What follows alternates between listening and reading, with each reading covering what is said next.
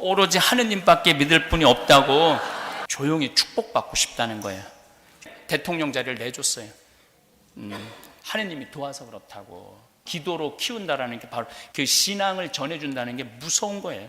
아, 기도에도 포인트 정립이 있는 거구나. 아직 내 기도에 청이 안 들어졌다면 아직도 포인트 정립이 다 안 된 거예요. 그래서 혹시 여러분들도 기도 중에 제 생각에 나거든 묵주기도 5단만 이렇게 정립을 해주세요. 그런 사람을 지향을 두고 한번 기도해 보세요. 기도가 엄청나게 풍요로워져요. 내 인생에 어마어마한 예수 그리스도라는 거울이 나타난 거예요. 나보다 잘난 인간 인정하는 거예요. 너희는 거저받았으니 거저 주어라. 정말 나하고 맞는 사람하고 사랑 쌓기도 바쁜 세상이에요. 얼마나. 그래서 하느님의 섭리라는 게 우리가 믿어야 돼. 황창현 신부님께 배우는 행복 나침반입니다. 행복 특강 가르침 배우기를 시작하겠습니다. 저는 김연아 선수를 참 좋아합니다. 2012년 밴쿠버 동계올림픽 때 이 20살밖에 안 된 아가씨가 전 세계 카메라가 비치고 있는데 금메달 땄을 때 태극기가 올라갈 때 성호를 걷잖아요. 그렇죠? 이게 성호 걷기가 쉽지가 않아요. 사실은 여러분들은 교우들하고 밥 먹을 때는 성호 걷도 성당 안 다니는 분들하고 같이 밥 먹을 때 성호 걷기가 참 용기가 잘 안 되죠. 그래도 용기 있는 분들은 거요. 그런데 정말 지위가 높거나 정말 나하고 상관이 없는데 공식적인 자리에서 성호 걷는 건 더 어려워요. 좀 양심적인 신자가 허벅지에 십자가 긋고 먹죠. 양심적인 신자가 허벅지에. 근데 이 아가씨는 전 세계 카메라가 비치는데 묵주 반지 이렇게 하고 성호를 긋는 참 그 용기가 너무너무 대단해. 그 비하인드 스토리는 또 너무 재밌는데 지금 시간이 없어서 비하인드 스토리 제가 그 아버지하고 너무너무 잘 알아요.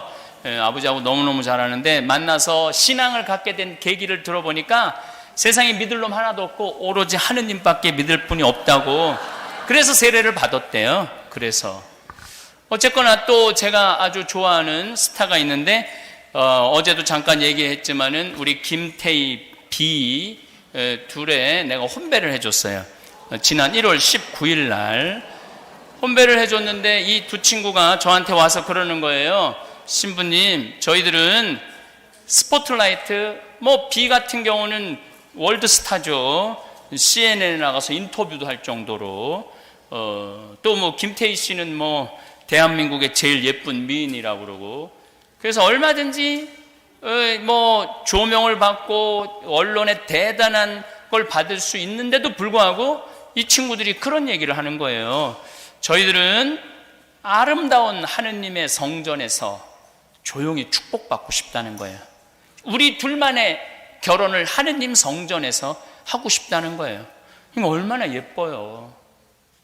그리고 정말 너무너무 놀라운 거는 결혼 날짜는 신부님 바쁘니까 신부님 되는 날 결혼하겠다는 거예요. 그래갖고 내가 그 주간에 수녀원 피정지도가 일주일 있었는데 수녀님들한테 양해를 구하고 목요일 날 오후 아침 9시 2시간인데 9시 밤 8시에 갖고 낮 시간으로 가서 혼배를 해주고 왔죠. 아주 둘이 손잡고 신앙생활도 너무너무 예쁘게 하고 딱 임신을 했는데 어제도 잠깐 말씀드렸지만 임신한 기념으로 저한테 2천만 원을 보내면서 신부님 어린아이 중에 꼭 치료가 필요한 아이들 꼭 수술해달라고 그래서 몽고 아이, 아프리카 케냐 아이 제가 이렇게 둘을 수술을 해줬어요. 얼마나 마음이 이뻐요. 자기의 소중한 아이만 소중한 게 아니고 또 다른 고통이 있는 사람들하고 함께 나누고자 하는. 또 내가 좋아하는 스타가 하나 있어요. 욕먹을지 모르겠지만 문재인이라는 스타를 좋아합니다. 왜냐하면 이 문재인 대통령은 북에서 함흥 1.4 때 넘어온 사람이에요. 너무너무 가난해서 부산 영도에서 어렸을 때 항상 구호품 성당에서 나눠주는 거 바켓스 들고 가서 구호품 받아오고 그랬대요. 너무너무 성당에서 이쁘게 생겼으니까 문재인 대통령이 세계에서 잘생긴 대통령 7인가 8위 한 건 아시죠? 잘생긴 대통령 7인가 8위예요 지금. 너무너무 예쁘니까 수녀님 신부님들이 그렇게 예뻐했대. 그래서 초등학교 3학년 때 디모테오로 세례를 받았어요. 그 이후로 지금까지 신앙생활을 게을리 해보았던 적이 없어요. 그 골롬바 부인도 세례시켜서 혼배했고, 신부님 앞에서. 우리 정지훈 비도 결혼 조건이 뭐냐면 세례 받는 거였어요. 그래갖고 나한테 교리 받아갖고 내가 세례를 줬죠. 그래서 그렇게 특별한 인연을 갖게 됐죠. 뭐 어쨌거나 이 문재인 대통령도 항상 묵주를 손에 끼고, 문제는 대통령 청와대에 들어가자마자 본당 신부님하고 수녀님 모셔다 축성했어요. 청와대를 축성했어. 아예 물이 엄청 들어갔대요. 청와대 축성하느냐고. 성수가. 또 대통령 되자마자 특사를 5나라에 먼저 보내요. 미국, 중국, 러시아, 일본, 그리고 교황청에 보내요. 왜냐하면 프란치스코 교황님이 문재인 대통령한테 2번 당신이 대통령하면 참 잘할 것 같다고 용기 내라고 그렇게 오셔서 2번을 격려를 해주셨대요. 그래갖고 바로 교황청에 김희중 대주교님을 보냈죠. 특사로. 특사로 보냈는데 돌아와서 특사들이 대개 대통령한테 보고할 때는 저 아랫자리에 갖고 보고하잖아요. 근데 김희중 대주교님이 보고할 때는 대통령 자리를 내줬어요. 대주교님 여기 앉으시라고. 그리고 문재인 대통령은 비서 자리에 가서 그 보고를 밑에서 들었죠. 내가 왜 좋아하겠어요? 김연아 선수 성호 긋고 그니까 좋아하죠. 달래 좋아하겠어요? 우리 베르다는 하느님 성전에서 축복받고 싶다고 호텔 뭐 2억 3억 들였는데 거기는 80만 원 들어갔어요. 왜냐하면 어떤 치장도 안 했거든. 가해동 성당에서. 꽃꽂이도 협천사에서 해준다는 거, 우리 그런 거 그 조용한 성당에서 불난 정신사납게 안 하겠다고. 그래서 제대 꽃꽂이 회원이 하는 대로 했어요. 꽃꽂이도 정말로 이렇게 겉에서 보는 거랑 그 얼마나 순박하고 순수하고 깨끗한지 몰라요. 그 뭐 여러 가지 여담이 참 재미난 일이 많은데, 제가 그 집에 가면 커피 이렇게 자기가 내리는 뭐 그걸 뭐 드립을 배웠다고 이렇게 하면 이렇게 잘 내리는지 못해갖고 이렇게 맛이 이상하면 우리 비가 먼저 먹어봐요. 그래갖고 쓰다 그러면 다시 가서 내려갖고 다시 주고, 음식도 손수해서 이렇게 대접해주고, 참 그런 존중이 있는 것 같아요. 그리고 내가 정말 좋아하는 스타가 한 명이 있는데 그건 누구냐? 이보미라는 선수예요. 이 선수는 골프 선수예요. 골프 선수인데 이 선수는 일본에서 활약하는 선수예요. 2015년, 2016년 2년 연속 올해 선수상, 올해 상금왕 탄 선수예요. 일본에서 2년 연속 한 게 처음이래요. 29살인데 이 선수는 우승할 때마다 성호를 얼마나 정성스럽게 긋는지 몰라. 내가 왜 좋아하겠어요? 성호 그니까 좋아하지. 뭐 좋아하는 이유가 달래 있겠어요? 얼마나 정성스럽게 긋는지 몰라요. 얼굴도 오늘 가서 한번 검색해 보세요. 얼굴도 겁나 예쁘게 생겼어요. 얼굴도. 그런데 만날 길이 있어야지. 한국에서 다른 사람들은 뭐 나를 먼저 찾아오지만은 이보미 선수는 뭐 한국에 있는 선수도 아니고, 근데 그냥 성호 긋는 게 너무 이쁜 거예요. 한번 보고 싶은데 볼 길이 있어야지. 내가 방법은 유일하게 하나 있어요. 텔레비에다 대고 이렇게 항상 소리 질렀어요. 하느님, 저 이보미 선수 한 번만 만나게 해주세요. 그 내 유일한 방법이야. 그런데 이번 2월 달에 이보미 선수 엄마하고 밥을 먹을 기회가 있었어요. 신부님, 우리 글라라인데 우리 글라라가 사실 그렇게 일본에서 2년 동안 100억을 벌었대요. 인기가 아이돌 스타보다도 훨씬 좋대요. 그렇게 잘하는 거는 난 내 강의 때 핸드폰 울려도 한 번도 신경질을 부린 적이 없어. 우리 글라라가 그렇게 하는 거는 이상한 대로 치고 이상한 대로 가도 연장전에 가도 승리하는 거는 참 겸손하죠. 보미가 잘해서가 그러는 게 아니라 하느님이 도와서 그렇다고. 나는 자기 딸을 딱 가졌을 때 스스로 성당에 나갔대요. 누가 선교도 안 했는데 왠지 성당에 나가고 싶더래요. 그래서 로사로 세례를 받고 보미는 글라라로 세례를 주고 이 딸을 키우면서 평생 기도로 키웠대요. 참 그게 참 그러니까 세계적인 스타가 되려면은 부모가 남달라야 돼. 기도로 키웠다는 거, 기도로. 그리고 15기도를 손에서 놓친 적이 없대. 15기도 아시는 분들은 알 거야. 1년 동안 하루도 안 빼놓고 기도하는 게 있어요. 근데 기도 시간은 40분 정도 돼. 책이 두꺼워갖고 책 없으면 또 못해. 내가 그거 240일 하다가 내 던진 사람이에요. 다시는 내가 기도하지 않는다고. 다시는 이런 기도. 근데 딸이 이 시합에 들어가면 100단 한대요, 묵주기도를. 그래서 우리 딸이 잘하는 것도 잘하는 거지만은 하느님이 도와서 그렇다고. 나는 하느님한테 너무너무 감사하다고. 그래서 그 엄마도 어려운 사람들 참 많이 나눠주더라고요. 이번에도 제가 12명 수술한다는 거 듣고 글라라가 절 찾아왔어요. 신부님 이거 많지는 않지만 하겠다고. 그래서 너무너무 고맙더라고요. 어쨌거나 하여튼 저는 그 얘기를 참 들으면서 정말 기도로 키운다라는 게 바로, 그래서 제가 얘기하잖아요. 뱃속에서부터 모태신앙인 아이하고 이게 그냥 중간에 세례받은 아이하고 다른 게 많아요. 그 신앙을 전해준다는 게 무서운 거예요.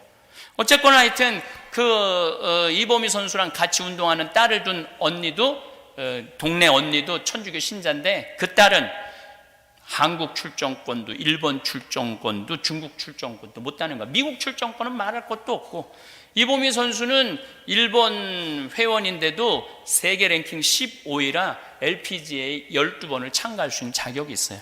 그리고 메이저는 다 나올 수 있는 자격이 있어요. 그럼 굉장히, 근데 얘는 아무 데도 안 되는 거야. 그러니까 그 로사 씨가 그 언니한테 그랬대. 언니 기도하라고. 이게 노력만으로 되는 게 아니라고. 하느님의 도움이 있어야 된다고. 그래갖고 그 엄마가 1년 동안 했대요. 1년 동안 열심히 기도했는데 중국 출정권도 일본 출정권도 한국 출정권도 못 딴 거야. 그래갖고 따진 거지. 와서 얘 기도하면 된다고 그러더니 왜 내 딸은 하나도 못 따냐? 네가 기도하면 된다며? 그랬더니 이 이보미 선수 엄마가 이렇게 얘기했대. 언니 기도에도 포인트 적립이 있는 거야. 언니는 아직 포인트가 다 안 찬 거야. 1년 더 해봐. 그래갖고 그 언니가 1년 동안 더 포인트 적립하느냐고 기도를 했대요. 그래서 올해 중국 출정권을 땄대요. 저는 그 얘기를 듣고 참 많은 생각이 들었어요. 기도에도 포인트 적립이 있는 거구나. 혹시 여러분들 가운데 아직 내 기도에 청이 안 들어졌다면 아직도 포인트 적립이 다 안 된 거예요. 내가 여기 미국에 이제 강의 올 때 12시간, 13시간 타고 오잖아요. 근데 그전에는 별 문제가 없었는데 위를 자르고 난 다음에는 이게 땡겨. 13시간 하면은 아주 불편하더라고. 그래서 어떻게 해서든지 비즈니스를 타려고 그러는데 생돈으로 너무 비싸잖아요. 200만 원인데 비즈니스 500만 원, 600만 원 하니까. 그래서 내가 포인트 적립을 하는데 피눈물 나게 해요. 카드 3개 만들어 갖고 우리 생태마을에서 물건 사는 것도 다 법인카드 포인트 적립하는 거 대한항공 아시아나 해갖고 얼마나 모아서 한번 비즈니스 타는 거예요. 근데 하느님한테 정말로 내 아들 의사 만들어줘라, 내 아들 내 딸 애 갖게 해줘라, 내 며느리 애 갖게 해줘라 그랬는데 묵주기도 딱 5단 해놓고 왜 안 해주느냐고. 그 포인트 갖고 될 것 같아요, 안 될 것 같아요? 어린 반푼어치도 없어요. 어린 반푼어치도. 그런데 이 이보미 선수 엄마는 이제 남편도 다 세례를 시키고 딸이 넷인데 남편이 총회장을 굉장히 오래 했대요. 그래갖고 본당 신부님들이 그렇게 이보미네 집에 와서 그냥 머물렀대요. 애들은 항상 신부님을 보고 자란 거. 딸 넷이 그냥 신앙. 이보미 선수는 밤 10시만 되면 묵주기도를 하는데 끝내지 못하고 잔대. 너무 피곤하니까. 근데 항상 신부님들 속에서 자라갖고 신앙이 몸에 밴 거야. 신부님들하고 함께 있어서. 왜냐하면 이보미 선수네 집이 갈비집을 해갖고 신부님들이 맨날 갈비 먹으러 오느냐고. 그런데 고아원도 돕고 많이 돕더라고요. 그러니까 그런 포인트, 그 정성이지. 우리 글라라도 그런 얘기를 하더라고요. 이렇게 일본 그 기자가 인터뷰를 하는데, 왜 이제 그 캐디가 하도 성호를 긋고 잘 되니까, 2년 동안 잘 되니까 요즘은 드라이브 칠 때마다 성호 그라고 그런대요. 캐디가 드라이브 칠 때마다. 캐디는 일본 사람인데, 일본은 성호가 뭔지도 모르는 나라예요. 인구가 1억 2천인데도 가톨릭 신자가 30만도 안 돼요. 30만도 안 돼. 그런데도 그 불모지의 성호를 그면서 주님을 증거하니 얼마나 이뻐요. 근데 어제도 이보미 선수가 일본에서 시합을 했는데 우승을 했어요. 어제도. 너무 기분 좋더라고요. 어제는 제가 묵주기도 5단 이상 안 하는데 왠지 2단을 더 하고 싶더라고요. 그래서 2단을 더 했어. 2단을 더 해갖고 우승을 12언더, 14언더, 12언더로 우승을 했어요. 너무 기분이 좋더라고요. 그래서 축하한다 그러니까 우리 글라라가 나한테 신부님 기도 많이 해주셨나 봐요. 시카고에서 너무 감사하다고. 그리고 이보미 선수는 제가 하는 일에 앞으로도 굉장히 많이 돕겠다고 이렇게 약속을 했어요. 신부님, 이보미 선수는 그렇게 기도를 많이 해갖고 그 포인트가 잘 됐는데, 신부님은 가만히 강의 들어보니까 하루에 묵주기도 5단 이상 안 하는데, 저는 하루에 묵주기도 5단 이상 안 해요. 5단도 힘들어요. 무슨 10단, 15단 하는 사람들 보면 이해가 안 돼. 나 어제 7단 한 거는 엄청 많이 한 거예요. 어제 7단 한 거는. 오늘도 딱 5단만 하고 딱 말았어요. 근데 신부님 하루에 묵주기도 5단밖에 안 한다는데 왜 이렇게 신부님은 하시는 일마다 잘 되느냐고. 그 포인트도 별로 없는데 보면은 어떻게 하시는 일마다 잠비아의 땅 1000만 평 받고 할머니가 100억 기증하고 수많은 설계사들이 와서 도와주고 주위에 많은 의사들도 함께하고 연예인들도 간다면 어떻게 이렇게 신부님 하시는 일마다 잘 되느냐고. 포인트도 별로 없는데. 여러분들, 포인트도요, 패밀리 포인트가 있는 거예요. 가만히 보면은 저를 위해서 기도해 주는 분들이 너무너무 많아. 보면은 참, 제가 신부가 살 수 있는 길은 교우들의 기도예요. 교우들의 사랑의 기도로 우리가 사는 거예요. 이게 제가 성서 준비하고 또 잠비아 일하고 뭐를 하다 보면은 그냥 살아계신 하느님, 지금 여기 함께 있는 하느님이야. 모든 걸 준비해 주시고 모든 걸 예비해 주시는 하느님이라는 생각 정말 많이 해요. 나는 별로 느끼고 싶지 않아. 느끼면 느낄수록 피곤하니까. 느끼면 느낄수록 피곤하거든요. 잠비 한 번 더 갔다 와야 되고 강의 한 번 더 갔다 와야 되고 어디 더 갔다 너무너무 피곤해. 그래서 내가 하느님한테 항상 하는 얘기가, 제발 나한테 기적 좀 일으키지 말라고 좀. 나 지금도 충분하다고. 그런데 매일매일 기적 같은 일을 해줘요. 이게 다 누구 덕분이냐면 교우들 기도 덕분이에요. 그래서 혹시 여러분들도 기도 중에 제 생각이 나거든, 묵주기도 5단만 이렇게 정립을 해주세요. 오늘 아침에 목욕 킹 사우나 가기 전에 밥을 먹으러 갔는데 형제 자매 두 분이 내 밥값을 다 내주고 가셨어요. 근데 앞에 할머니 한 분이 계신데 92살이래. 너무 곱게 생기셨더라고. 세례명이 안나래. 그래서 내가 오늘은 안나 할머니 위해서 묵주기도 5단 바치겠다고. 저도 요즘 무슨 기쁨이 있느냐면은 남을 위해서 기도해 주는 게 참 기분 좋더라고요. 남을 위해서 기도해 주면 내가 기분이 좋아. 미사 때도 하여튼 20명, 30명, 50명까지 막 기억해요. 내가 이제까지 만나서 돌아가신 분들 다 기억하고, 또 내 주위에서 나를 도와주는 분들 그냥 생각할 수 있는 데까지 다 그걸 인텐시오라고 그러거든요. 인텐시오. 지향을 두면 하느님이 기억해 주신다는 거예요. 그러니까 여러분들도 기도할 때 큰 대책 없이 하지 말고, 여러분들 어려운 사람들, 힘든 사람들, 고통 속에 있는 사람들, 그런 사람들, 또 이제까지 살아오면서 먼저 세상 떠난 사람들, 그런 사람을 지향을 두고 한번 기도해 보세요. 기도가 엄청나게 풍요로워져요. 그래서 기도해달라고 이제 이 이야기를 장황하게 하고 계속 이어서 자신있게 이어서 강의하도록 하겠습니다. 저는 중학교 1학년 때 세례를 받았어요. 세례 받기 전에 나는 어땠느냐? 우리 집 막내였어요. 아주 이기적이고 계산적이고 신경질적인 아이였어요. 저는 밥 먹을 때 막 엄마 어머니 막 마음에 안 들면은 숟가락, 젓가락 던지는 건 다 반샀어요. 안 먹는다고. 그냥 정말로 이렇게 요즘 7살, 8살 되면 막 땡깡 피는 애들 있죠? 딱 걔가 나였어요. 난 너무 신경이라면 밥그릇도 막 던졌어요. 안 먹는다고. 그럼 우리 어머니가 그 밥알을 다 모아, 방바닥에 흩어진 밥알을 다 모아갖고 밥상에다 딱 넣어놓고 난 다음에 나한테 와서 나를 안 죽을 만큼 두들겨 패셨어요. 다짜고짜. 그래서 어렸을 때 어머니가 그 빗자루로 거꾸로 들고 이렇게 때려갖고 이게 막 아픈 기억이 아직도 있어요. 생각해보면 그 아픈 게 많이 맞았어요. 정말 많이 맞았어요.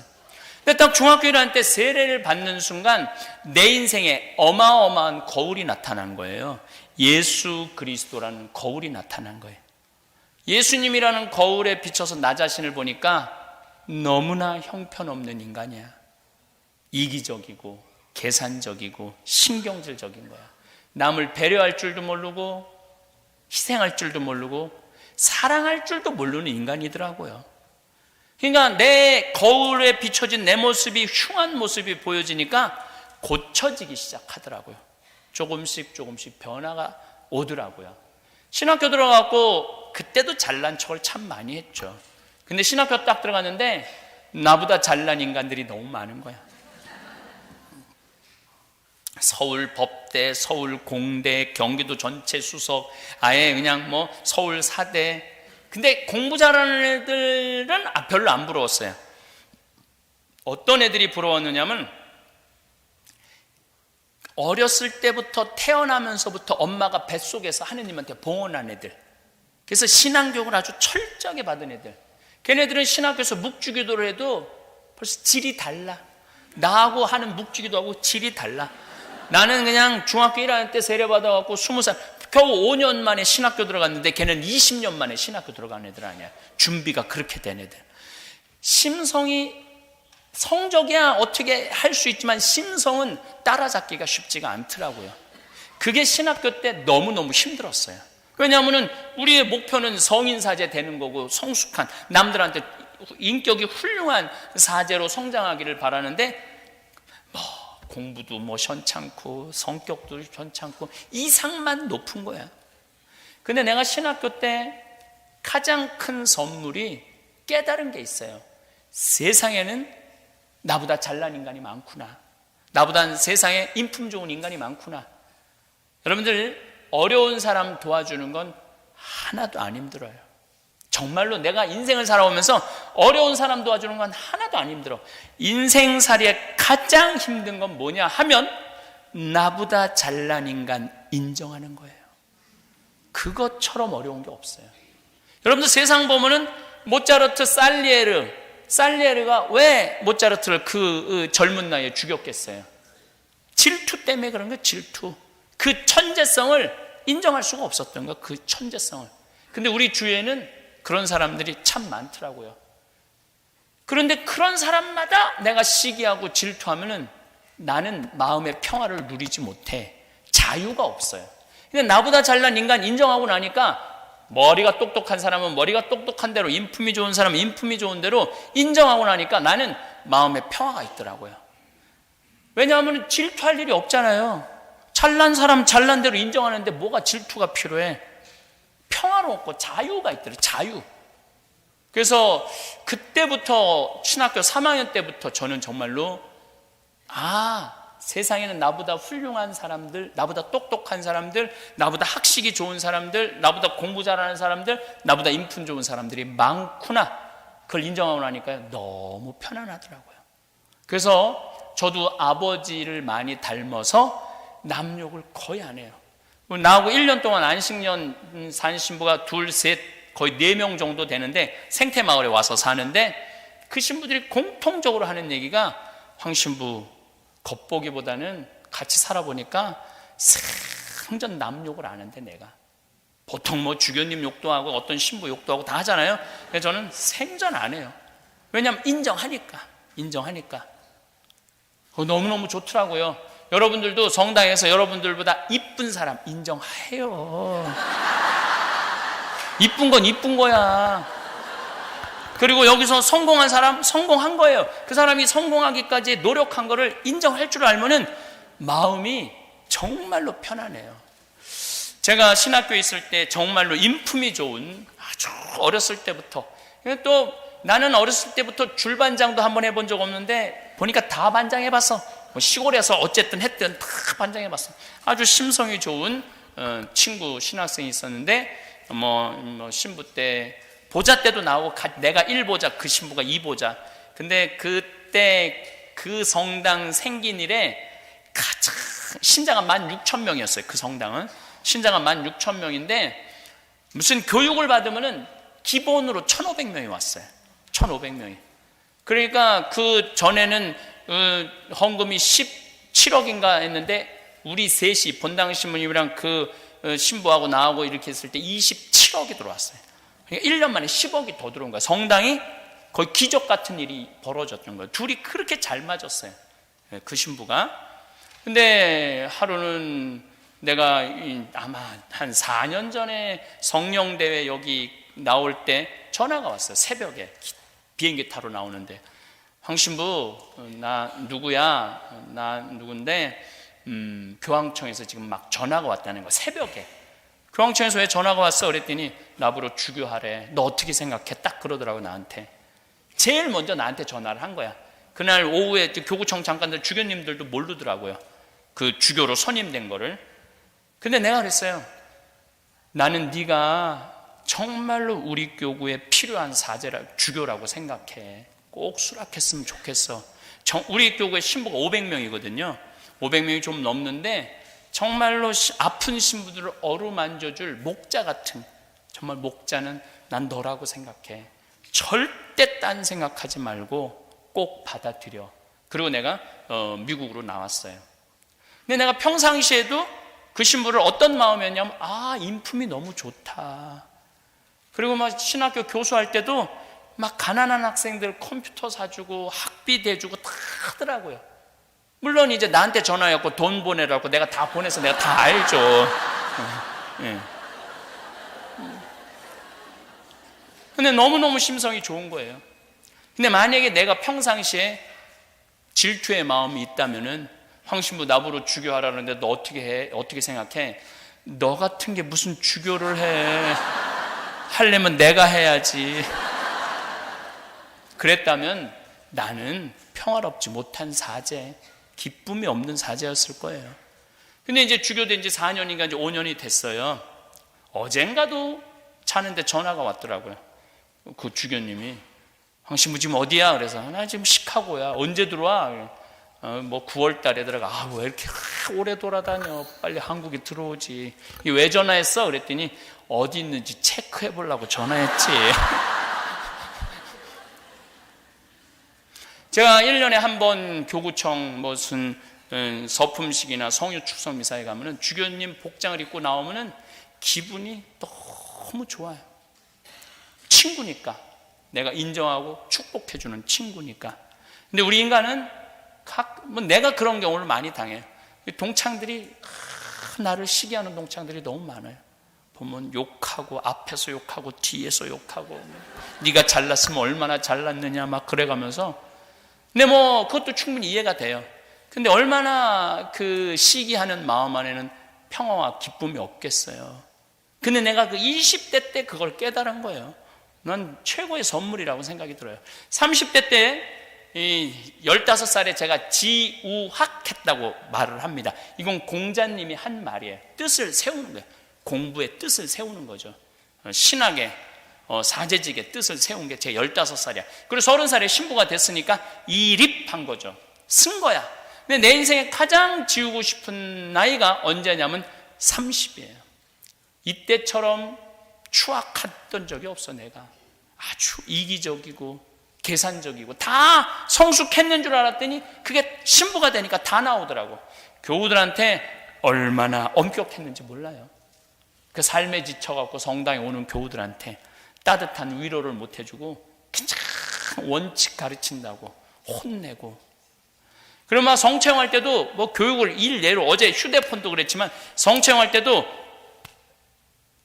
오른손이 위에 올라가고 왼손이 밑에 오면 안 돼요. 왼손이 위에 올라가고 오른손이 밑에 와야 돼요. 그래갖고 어떤 손으로 예수님을 영해야 되냐면 오른손으로 영해야 돼요. 항상 이 유대인의 전례는 성전으로 들어가는 문도 두 문이야. 항상 문이 두 개야. 오른쪽으로 들어가서 왼쪽으로 나와요. 그러니까 오른손으로 영해야 돼. 거룩한 손이니까. 근데 만약에 우리 교우들이 딱 오른손을 올리잖아요. 그럼 내가 손바닥을 딱 내리쳤어요. 손바닥 딱 내리치면은 성당에 쫙 소리가 나잖아요. 그럼 저 뒤에서 나오는 교우들이 어떻게 하느냐 하면 계속 이러면서 나와요. 그런데 나는 그것조차도 긴장하라고 생각하고 그것도 웃기지도 않았어. 계속 이러고 나와도 웃기지도 않았어. 그렇게 내가 무서웠어요. 30대 때. 그리고 뭐 얼마나 냉정하고 고지 않은 척, 잘난 척, 가진 척, 이거 정말 많아 했어요. 그래서 내가 삼척 출신이라고 해서 삼척 출신. 근데 40대가 되고 보니까 이게 안 돌아가는 분이 있는 거야. 손목 관절염이 있어갖고. 그게 40대가 돼서 보이더라고요. 그리고 이렇게 성체형하는데 실수하는 사람 하나 둘이야. 근데 그거를 그냥 내리친 내 자신이 너무 창피하더라고요. 그래서 요즘은 왼손으로 영하든 오른손으로 영하든 그냥 상관하지 않고 그냥 영에 드려요. 참 마음이 편하네 요즘은. 뭐 맞았느니 틀렸느니 그 신경도 안 써. 어떤 경우들은 막 헷갈리니까 이렇게 나오는 경우들도 있어요. 네가 알아서 주어라 이거야. 네가 알아서. 그럼 내가 어떻게 하냐면 정가운데다 그냥 영해줘. 정가운데다. 근데 30대 때는 그 여유가 생기지 않더라고요. 30대 때는. 그래서 30대 때는 사람을 만나도 내가 환경운동 한다고 비누공장 무슨 빈병 많이 했어요. 정말 이리 뛰고 저리 뛰고. 근데 이제 뭐 공장도 만들어야 되고 뭐 돈도 없었을 때니까 31살서부터 운동한다고 이리 뛰어다니고 저리 뛰어다녔으니까. 근데 뭐 옆에서 도와준다고 이제 부자들이 이제 오면은 저 사람이 나를 도와주길 계속 목적을 돈 받아낼 생각으로 사람을 만났어요. 또 부자들이 또 그래. 시모님 이번에 땅 팔리면 꼭 시모님 헌금하겠다고. 근데 놀라운 건 왜 그렇게 땅이 안 팔려?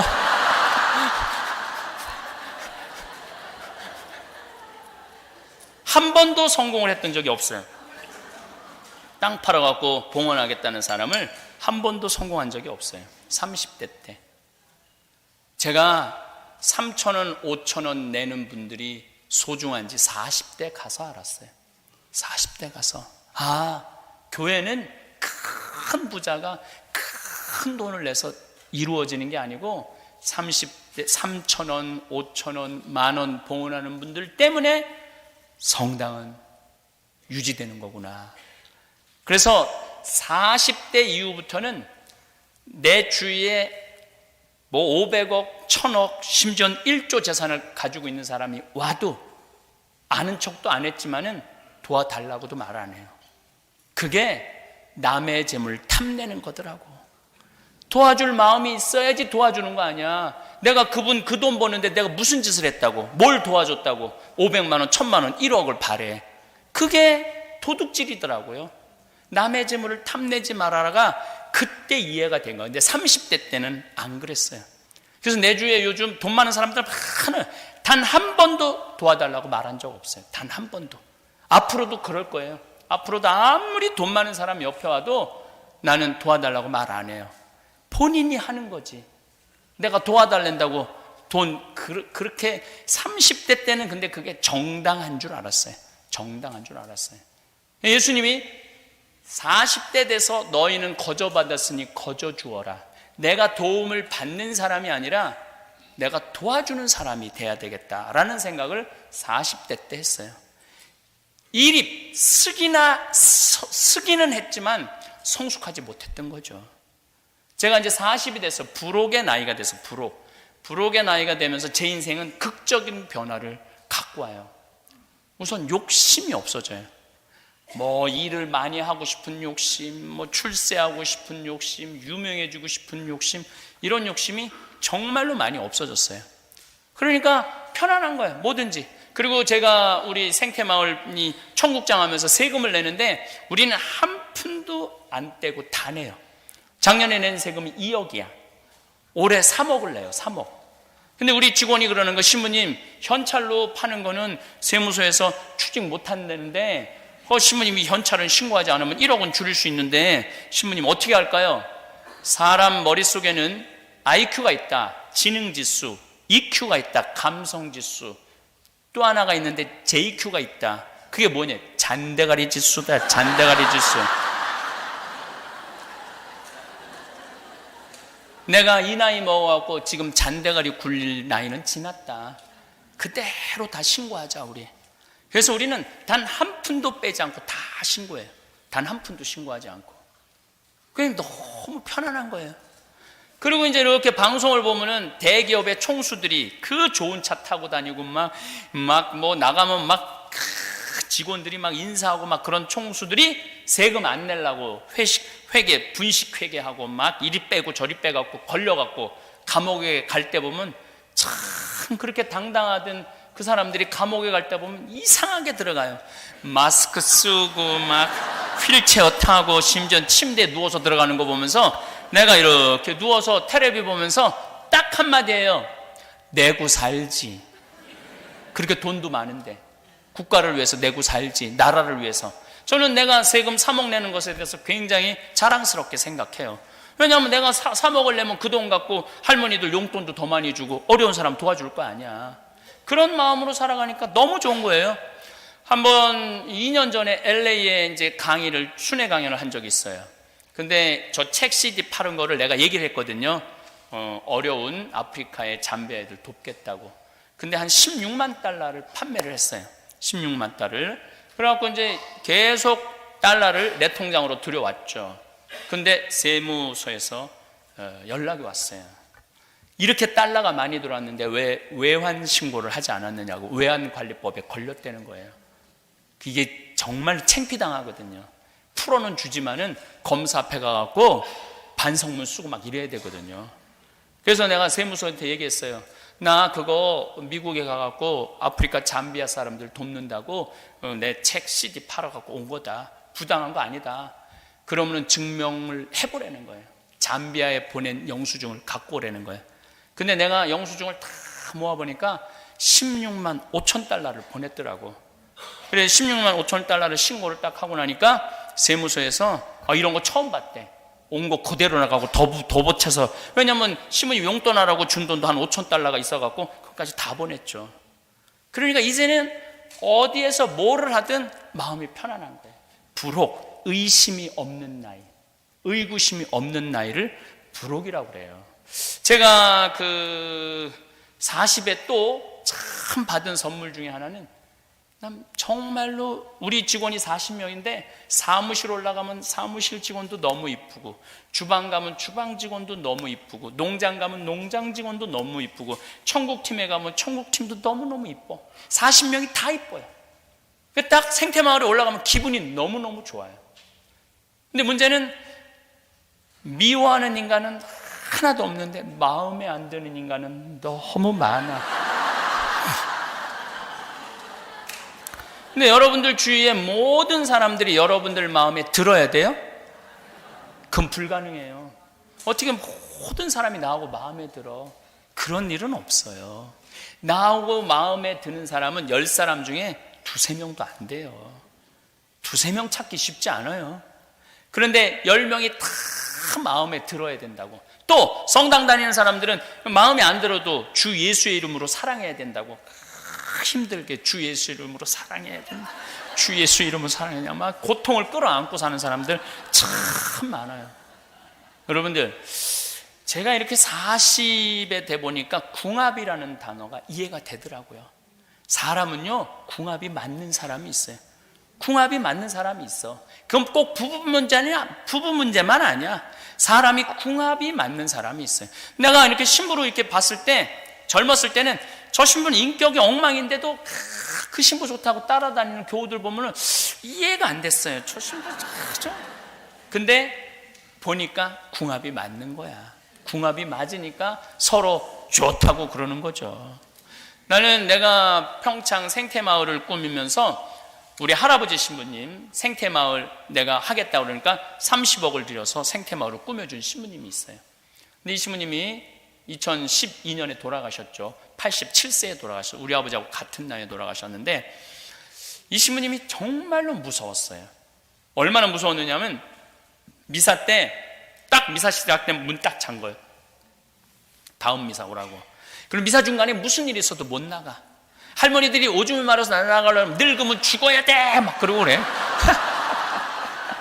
신부님이 너무너무 무서웠어요. 그 신부님 애들이 미사 때 떠드는 걸 용납을 못했어요. 그 신부님이 나한테 붕어를 키웠는데 봐라, 톡톡 두들기면은 붕어들이 밥 먹으러 와요. 그러면 신부님이 물을 줘요. 저기 막 밥을 줘요. 물고기도 훈련되면 되는데 왜 5살 되는 애가 훈련이 안 되냐? 이건 부모가 안 가르쳐서 그렇다. 그래갖고 이제 애들이 미사 때 떠들면은 이 새끼 애미 누구냐고. 자식 교육 똑바로 시키라고. 대놓고 하세요, 대놓고. 한 번은 5살 된 애가 신부님 막 이제 성창 감사송 하는데 탁 걸어 들어오는 거예요. 그럼 신부님 어떻게 그냥 가만히 있어 이러고. 그럼 온 교우들이 완전히 사색이 되는 거예요. 이제 또 신부님이 불호령이 그래서 이 신부님 별명이 호랭이 신부님. 불호령이 떨어지겠구나. 탁 제대 거의 중간까지 왔는데 신부님이 딱 멈추더니 이 새끼 애미 누구냐고 나오라고. 근데 그 뒤에 유아실이 있었는데 그 엄마가 끝까지 나오지 않았어요. 그래서 결국은 미사 봉사자가 데리고 나갔어요. 그래서 그 엄마는 1년 동안 엄마이기를 포기한 엄마로 아주 유명한 엄마가 됐죠. 그렇게 무서워서 신부님이. 근데 나는 그 신부님 보좌 신부라는데 너무 편안하더라고요. 신부님과 같이 있으면 시간 가는 줄 모르고 너무너무 좋아. 또 내가 또 방법을 많이 신부님이 5분 이상 화를 못 내세요.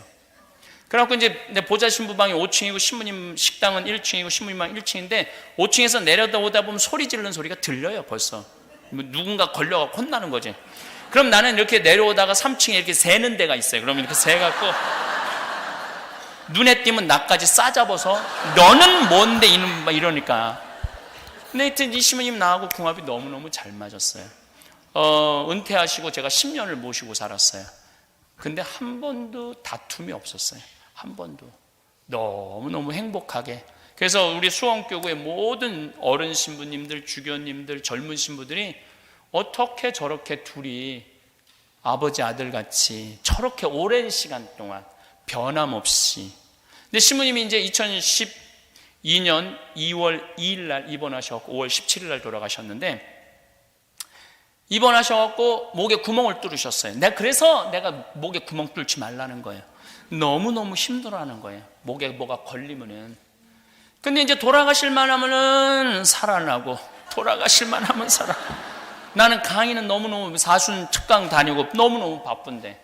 그래서 이제 뭐 주일날 저녁인지 월요일날 저녁인지 돌아가시기 한 3일 전에 돌아가신다고 그랬고 주교님들 다 오고 교구청 다 오고 신부들 다 와서 인사를 하는데 안 돌아가시는 거예요. 밤 12시가 됐는데. 근데 다 간다면서 나보러 한다는 소리가 네가 지켜. 난 내일 강의 있는데. 자기네들은 10분 정도만 되면 집에 가는데 난 3시간 운전하고 평창 들어가야 되는데 새벽 3시까지 기다리는데도 안 돌아가시더라고요. 그래서 내 신부님 내가 오늘 강의가 있어서 갔다 올 테니까 그 전에 돌아가시면 안 된다고.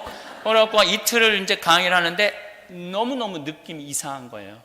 그래서 오늘은 안 되겠다. 그래서 보좌 신부한테 네가 다 해라 프로그램. 그리고 이제 수원으로 왔죠. 와갖고 이틀 동안 혼수 상태에 계셨는데 제가 지인들도 다 오라고 그랬어요. 벌써 다 20명 정도 와 있더라고요. 신부님 귀에다 대고 이렇게 얘기했어요. 신부님 이제 가셔라. 이제 가셔야지 신부님도 편안하고 나도 편안하고 옆에 있는 사람들도 편안하고 그러지 않느냐. 그렇게 이제 혼수 상태에 계신 신부님 귀에 그렇게 속삭였는데 신부님 눈을 딱 뜨는 거예요. 내가 죽으라고 그랬는데 눈을 딱 뜬 거야. 얼마나 놀랬는지. 그 교우들이 그러는 거야. 저거 보라고. 저 수많은 신부들이 와서 신부님 눈 한번 뜨라고 그래도 눈 안 뜨더니 저 사랑하는 신부가 오니까 눈 뜨는 거 보라고. 그래서 내가 신부님한테 말씀드렸어요. 신부님 평생 저 바람막이 대주시고 제 아버지 같이 이렇게 돌봐주셔서 너무너무 감사하다고, 이제 하느님 품으로 가실 때 됐다고, 이제 여기 다 눈 마주치고 다 바라고, 평생 신부님 따라다니던 지인들 아니냐고 다 눈을 마주치시더라고. 내가 손을 꼭 잡고 신부님 이제 편안하게 가시라고 근데 딱 눈을 감으시는 거예요. 그러니까 마지막까지 내 품에서 돌아가신 거예요. 궁합이 기가 막히게 맞은 사이죠. 그렇게 궁합 맞기가 쉽지가 않거든요. 그러니까 인생에 많은 사람들이 그렇게 궁합에 맞는 게 아니에요.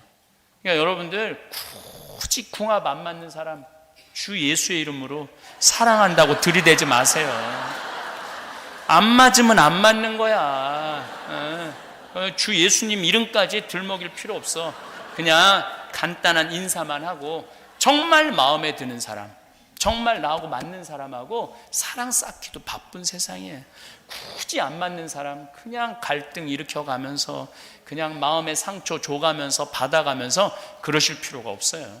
제가 이제 나이가 이제 50이 됐어요. 이제 지천명의 나이야. 하늘의 뜻을 아는 나이예요.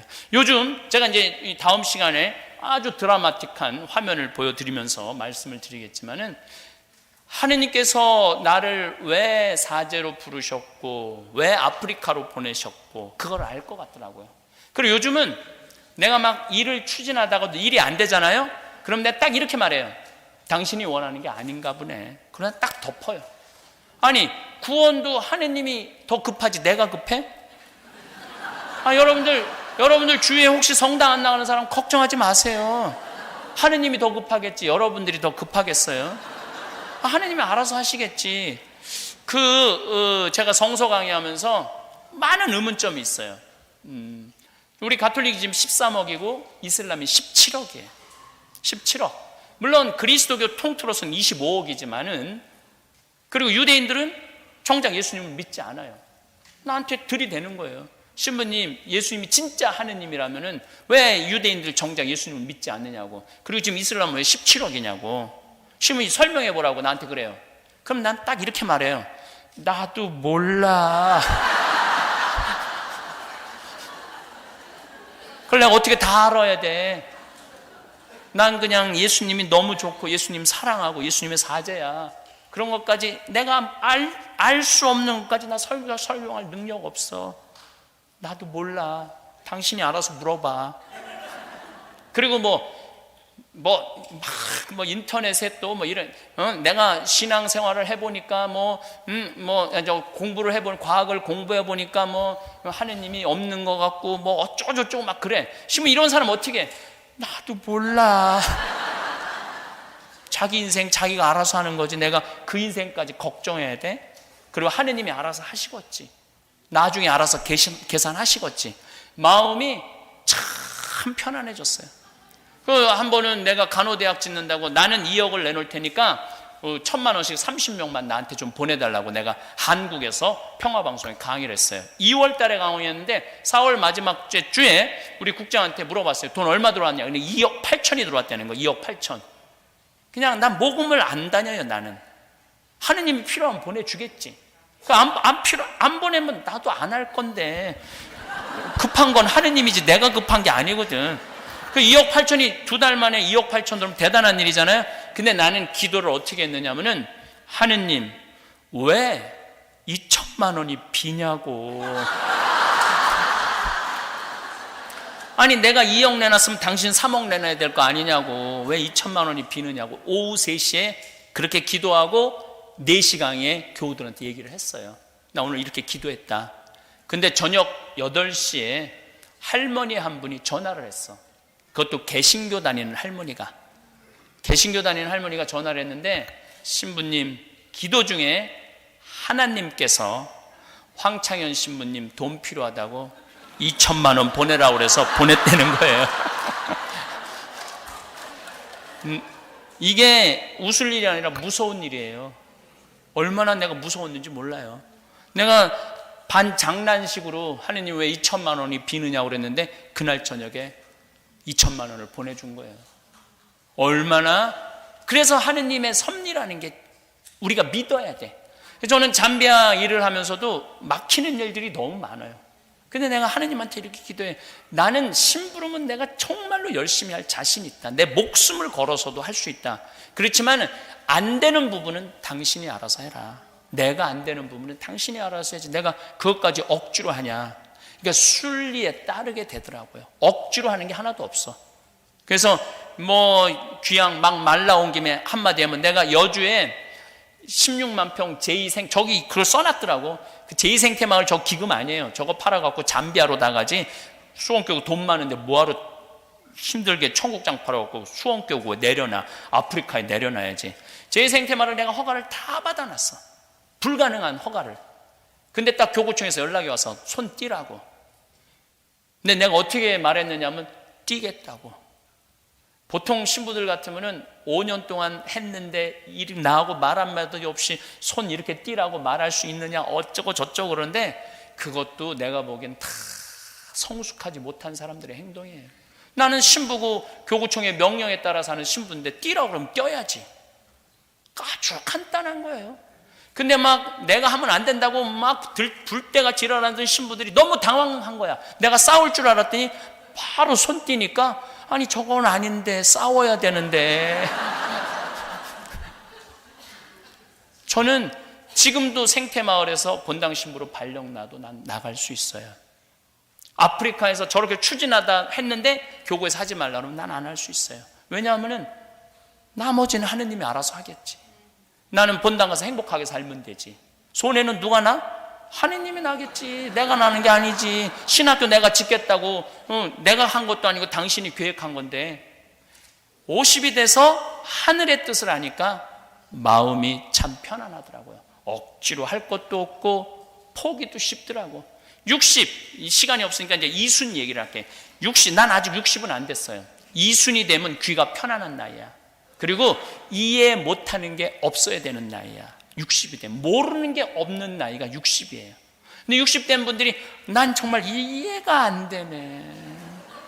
처음 듣는 얘기네. 이러면 나이를 헛먹은 거예요. 공부를 안 하는 거예요. 공부를 안 하는 거예요. 60이 돼갖고 남의 말에 귀를 기울일 줄 모른다면은 나이를 헛먹는 거예요. 그래서 60이 되면은요, 다 남의 말에 귀 기울일 줄 알고 끝까지 들어줄 줄도 알고 뭐 이 말 저 말 할 거 없이 내가 너무 멋있는 60을 하나 만났어요. 직접 만난 적은 없는데 내 후배 신부 중에 하나가 5년 정도 후배 신부가 그것도 5년 전에 여자 때문에 옷 벗은 것도 아니고 돈 때문에 옷 벗은 것도 아니야. 이게 굉장히 상징적인 신부예요. 기쁘지 않았대요. 미사를 드리는데 기쁘지 않았대요. 강론을 하는데 기쁘지 않았대요. 기쁘지 않은데 여기서 드리는 건 이건 교우들을 기만하는 거고 하느님을 기만하는 거라고. 그래서 난 더 이상 사제의 자격이 없다고 옷을 벗었어.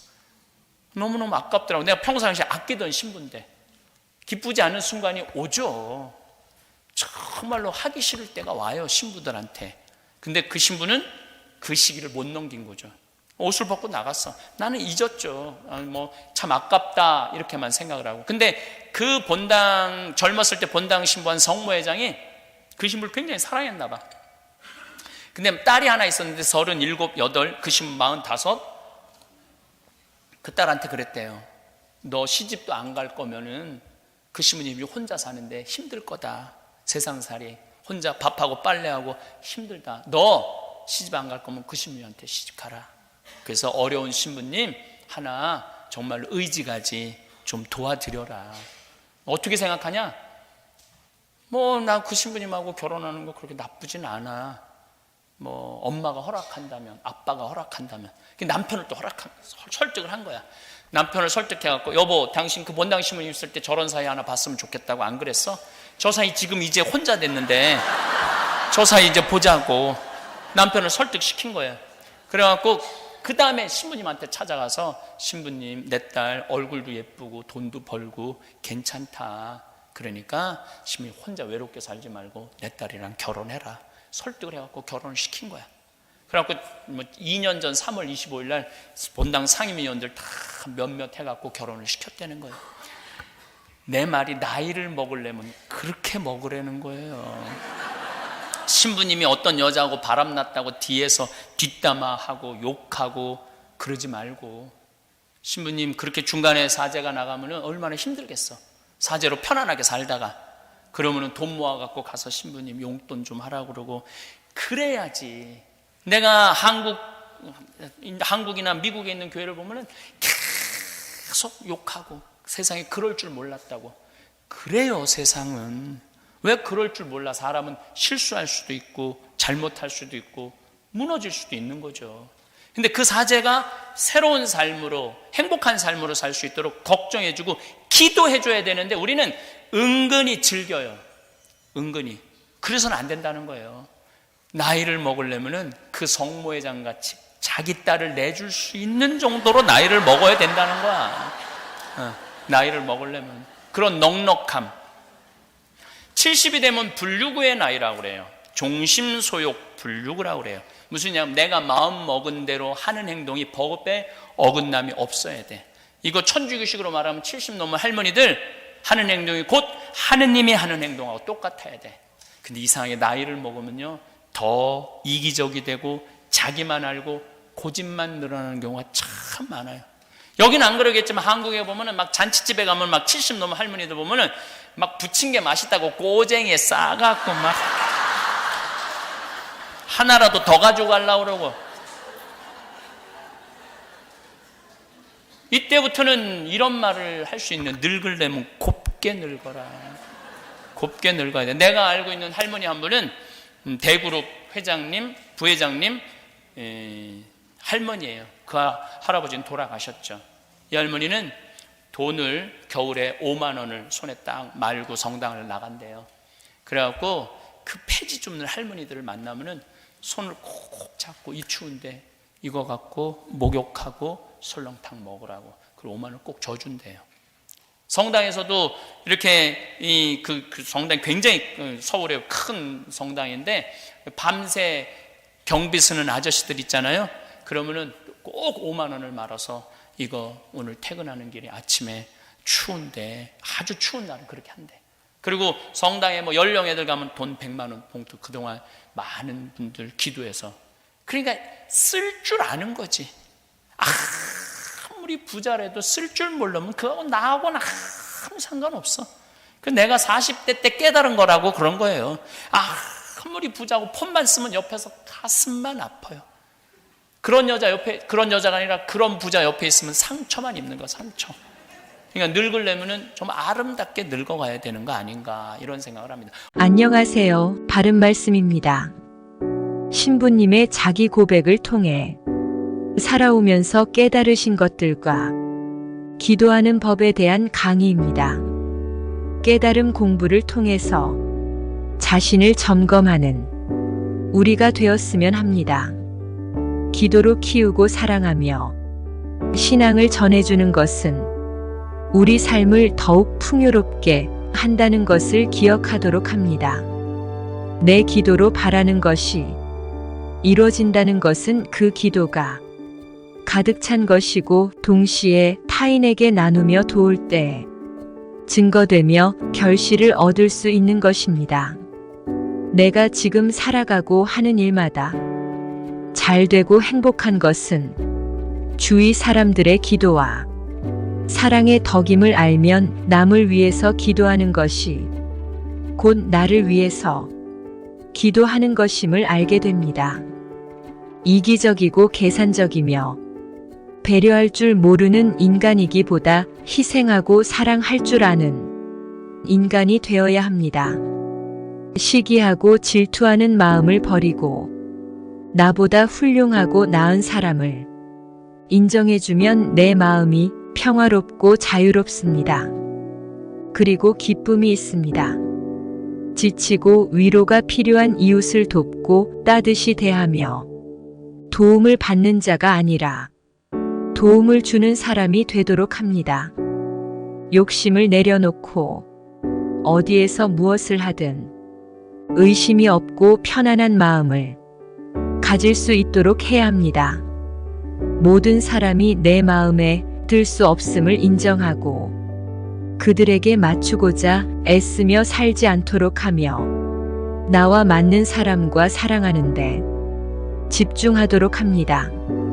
하느님의 섭리를 믿고 나는 내가 할 수 있는 일을 기쁘고 즐겁게 하는데 집중합니다. 억지로 애쓴다고 되는 것은 없으며 순리를 따르는 삶을 살아야 합니다. 내 고집보다는 공부하면서 남이 하는 말에 귀를 기울이고 남을 자애롭게 이해하는 마음으로 대하며 그가 기쁨의 삶을 살 수 있도록 기도하는 마음을 낼 수 있어야 합니다. 나이를 먹어갈수록 나의 행동이 하느님의 행동과 똑같이 어긋남이 없도록 나를 내려놓고 넉넉한 마음으로 주변을 살필 수 있도록 합니다. 감사합니다.